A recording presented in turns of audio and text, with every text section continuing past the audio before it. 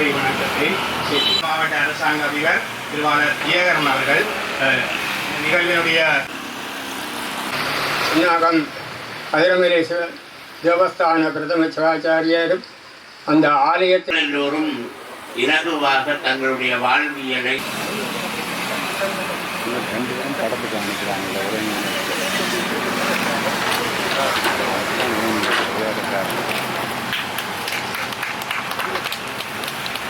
என்பது குறிப்பிடத்தக்கது.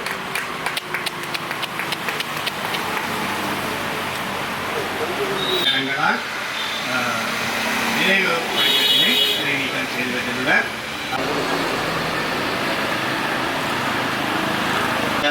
சேவை செய்ய வேண்டும் என்றது அது பெரிய ஒரு நிகழ்வு. 45 வருஷத்துக்கு சில பேர் உடனே மறந்து கூட சிலர் செய்தது, சில பேர் செய்தாலும் கூட்டுறது கனவே இருக்கணும். ஆனால் இதை பார்த்து 45 வருஷம் கடந்தும் இதை செய்து என்பது ஒரு பெரிய விடயம். அதுக்கு தலைமையாகி கொண்டிருக்கின்ற திரு தம்புத்துறை அவர்கள் சொன்ன போல அவர்கள் அதை காரணமாக இருந்தால் செய்ய வேண்டும் என்று சொல்லி உண்மையிலே அந்த சிலை வைப்பதென்று சில பேர் சொல்லுவார்கள். அநேகமாக என்ன செய்தாலும் என்ன சிலை வைப்பினம் ஒன்று மொழியை கதைக்கிறது வழக்கம்.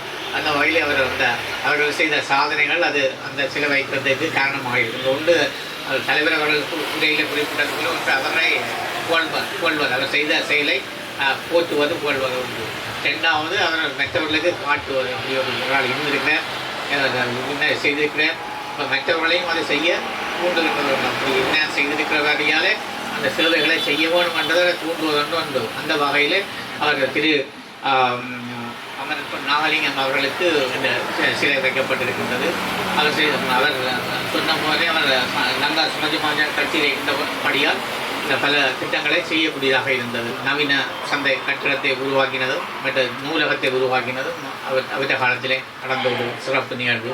இப்போ இந்த ஒரு அந்த அநேகமாக இந்த காலத்திலும் அந்த அவருடைய அந்த தலைமைத்துவம் இருக்கின்ற பொழுது அது அந்த தலைமைத்துவம் எவ்வாறு இயங்குகிறது என்பதுதான் அந்த பண்புகளின் அடிப்படையிலான அது அந்த சிறப்பு பெறுகின்றது.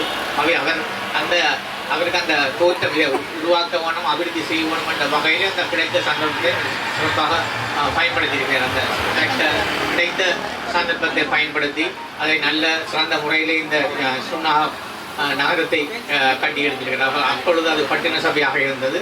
பட்டின சபையாக இருக்கின்ற பொழுது அதுக்கு தகவலாக இருந்திருக்கிறார். அந்த வகையிலே அவருடைய அந்த சேவைகள் என்றும் அது மதிக்கப்பட்டு கொண்டிருக்கின்றன.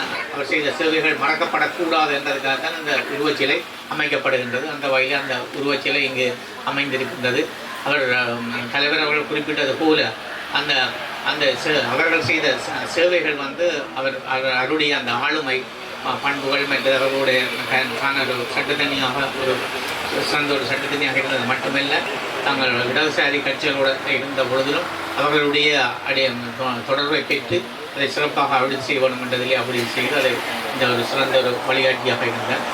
அவருக்கு நீண்ட காலமாக இந்த சிலை வைக்க வேண்டும் என்ற தேவை இருந்தது என்றும் ஆகவே அந்த கனவு இப்பொழுது 45 வருடத்துக்கு பிறகு நனவாகியிருக்கிறது.